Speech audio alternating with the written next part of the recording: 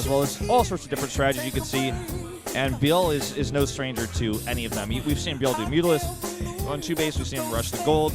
He knows all different types. He's got a 4v2 versus Zerg record, and he's 5-0 in ace matches, something that might not come up today, but there's something to keep in mind. Yeah, definitely. You know, ByuL even more so than Hero. Hero comes out a lot in ace matches, but doesn't always pull through. ByuL has yet to fail, so I would love to see him come out in an ace match. Given the map, you know, maybe if it's good for Zerg, he should definitely come out. Overall, 1-2 against Leenock, but I feel like ByuL right now in a much better place than Leenock is. Leenock, he was looking great in round 1. He came out, you know, on fire basically, but kind of fell off in round 2, and he saw a lot less play, especially with all the new players that SBENU added. Yeah. But he's got a positive record versus ByuL. That's the one thing he has going into this. And Leenock has taken ZVZ matches off of great players in the past when no one expected him to. I mean, I'm talking mostly about Wings of Liberty, right? Which is a long time ago. But never underestimate this guy in ZVZ. He has a history of upsets when you least expect him to take a win. That he does. We are about to jump into game 2, guys. Tell your friends, get on the SNS, tell them to get into this stream because we have a great set of matches coming ahead of us. About to jump into ByuL versus Leenock. And we're going to get a look at the predictions right now before the game. All 6 of us going for ByuL. I think it's very grounded, Wolf. I think that makes sense to me. It makes sense to me as well. I mean, that's why I got my vote on there. Just the more solid player overall in recent times. I know the carry for CJ Entis in round 2 there at the end. Actually, basically he won versus Jin-Air. It wasn't CJ, it was all him. Yeah. Even defeating Maru in that final match, that was really important. So this guy is really good in Pro League. 5-0 in ace matches, as we said. Yeah, we're going to jump into the game right now. It's going to be Expedition Lost for ByuL versus Leenock.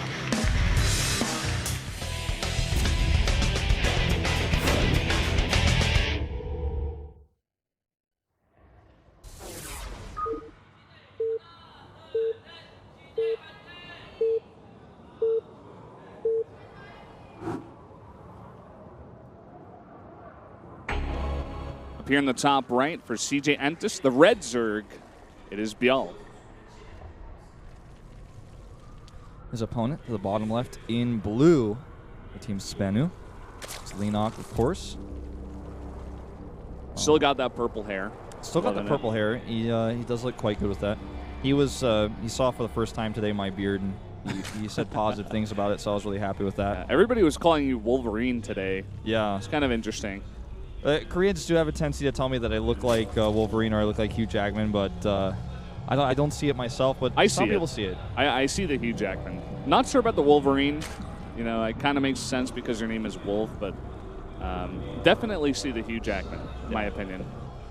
You just can't really see me like with the hair that sticks out and you know, the adamantium claws, you know, coming out of my my fingers and just tearing people up. I'm just not quite like that. I'm a pretty nice, pretty chill kind of guy. I don't really get angry, and I don't have healing powers, as it turns out. Only when I'm playing tank and Heroes of the Storm I get that. But oh man.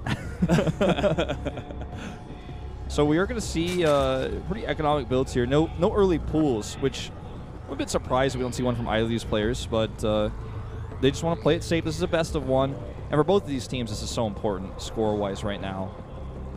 Yeah, looks like ByuL is going to play it just a bit safer, whereas Leenock going to go for that hatch first. We saw this yesterday between Sue and Rogue. Actually, Rogue just playing a little bit safer, but at the same time, he was able to get a bit earlier queen, so he was able to, you know, deny the scouting of Sue before he was able to get those overlords in the base. Yeah, it's a small trade-off. A lot of people would say that Leenock is slightly ahead here. Yeah, most people would say that, especially if he actually sneaks a gas out as well, which he does do.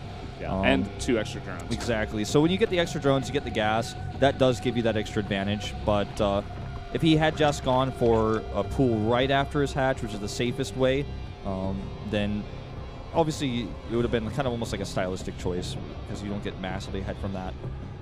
All right, well, let's see how this goes, because already what we can assess from this is these two players, how they feel about each other right now. Like Leenock feels like his opponent, ByuL, is not going to attack him early, is not going to be cheesy or super aggressive. So he decides to take the greediest build possible, whereas we see his opponent take the fastest, safest pool, the best safe build possible. So he's a bit concerned about Leenock. So mentality-wise, I feel like Leenock might have a slight edge here going into this one.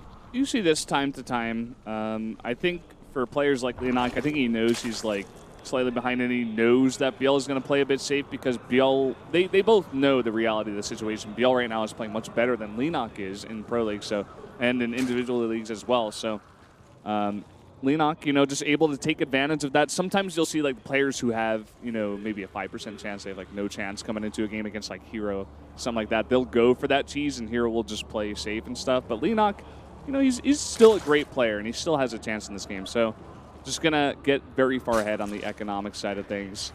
And I'm just wondering what the follow-up is going to be here. Leenock is going to commit to the speed. We saw him getting that gas pretty early on. He's also continuing to mine from gas with 3 harvesters. So Leenock has been known to do speedling all-ins in this matchup on 2-player maps quite a lot, especially when, like you said, he's up against an opponent who's highly favored against him. But because he's continuing to mine gas here, we might even see a very fast lair come out of him. That seems to be the most likely option, unless he just adds a Baneling that does some sort of crazy Baneling attack, which, again, wouldn't put it past Leenock. But, again, the lair more likely, and it is what we see here. Quick here at like 520. So with the super early gas he took, he's going to have this really, really fast, and they can only point towards Biotech here. Ooh, will he be able to deny the scout, though? These 2 Lings actually get by. I'm also curious what ByuL is going to do, because he's built up so much gas as well, but he hasn't used it at all yet. He doesn't even go for speed. No lair comes out. He's just being super greedy on the economic side of things. And he's actually going to get the scout here. ByuL is, rather, with the speedling. He's going to come in, even get a drone. Yeah. Okay, so right now, Leenock denied the scout, whereas he was able to get a scout. So he sees this late lair, and he's got to be feeling pretty good. He adds the 3 gases.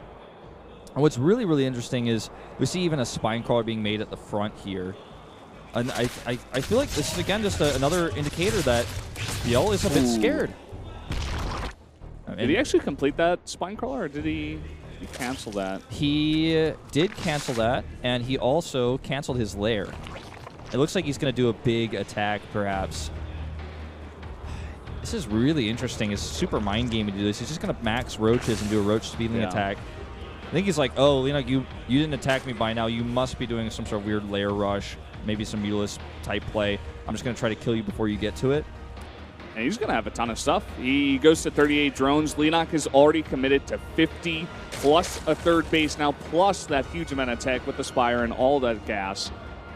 And the key here is ByuL going to be able to hit the timing before the mutas come out and deal with this. There's going to be a ton of units, and I don't think Leenock has any idea. So here's what Leenock has seen. He didn't see a spine call was canceled. He didn't see a lair was canceled. So for him, he's like, oh, okay, I'll be fine. You're actually just going to tech up. I'm way ahead of you. And now he just now gets his first glimpse of what's really going to happen here, and he's panicking. He needs to get everything up that he can.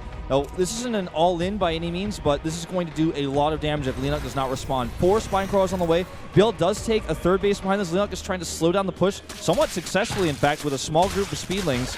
It's all about these roaches, though. The spines are about to finish, and he can start mutalisk right away as well, and they're going to obviously be quite key in defending this. He's actually going for the ice. Yeah, he's going straight for the back door. He knows that Leenock should have spine crawlers up by now, because he did see the push coming pretty early, at least. And he's going to be able to get this ice down. The question is, Leenock sees it, but is he going to be able to react to it? Is he going to be able to hold it off? You know, 7 meters is a lot. All the stuff on the ground can't really hit it. But still, are they going to be able to do enough DPS to hold off the attack? It looks like he's just going to sack his main here. Pulls the drones out. Okay, roaches actually are going to try to come down. I'm a bit surprised he's going to try to attack into the spines. Okay, yeah, he's going to come in here. He's just going to try to rely on the tankiness here of this lair to try to get most of those speedlings down. He sends more speedlings into the main to try to defend this.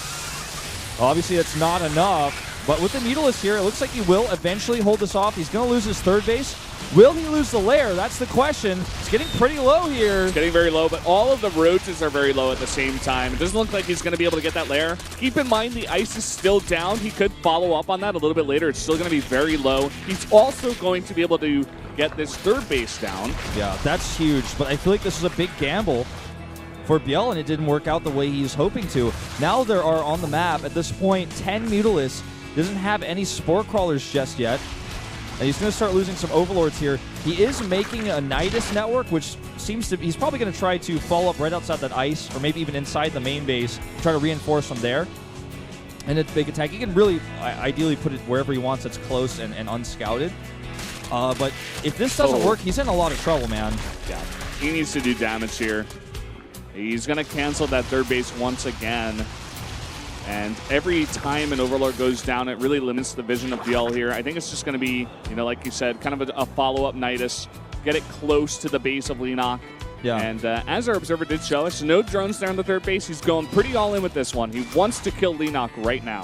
All right, let's see where he decides to put that Nidus. It's already loaded up and ready to go.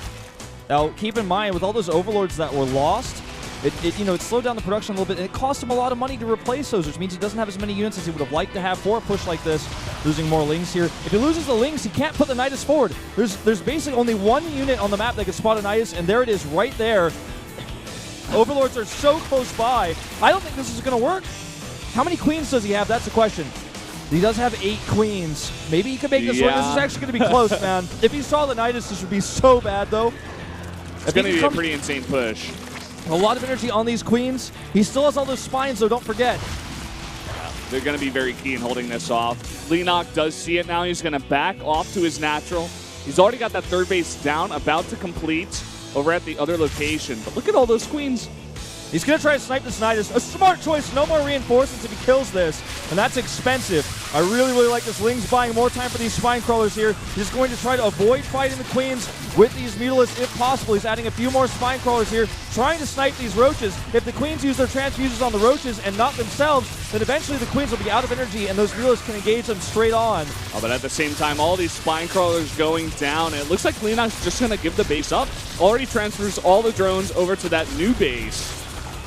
Let's see how ByuL responds to this. It looks like he's just going to go back into that Nidus and maybe attack the other base. Oh, he looks like he will, but the queens are starting to get targeted down here. He gets the Nidus and he traps several of the queens out. What a smart choice here by Leenock, and now this other Nidus that is up near his base is going to have to be dealt with, but he just keeps sliding the drones from new bases. The third base for ByuL is not saturated. He's also down significantly in harvesters. He's 13 harvesters down right now, Valdez. Oh, I think Leenock thinks he can take this fight, and maybe he can. There's 18 mutas in the air and not enough queens. If he just kills these queens, he wins the game. We need to be careful. Now these roaches are going to try to burst down this hatchery. That's a lot of roaches at the same time. Not sure if this is enough DPS to take down all the roaches as well as the queens. There's no creep to connect the Nidus, so these queens are taking so long to come up here and reinforce.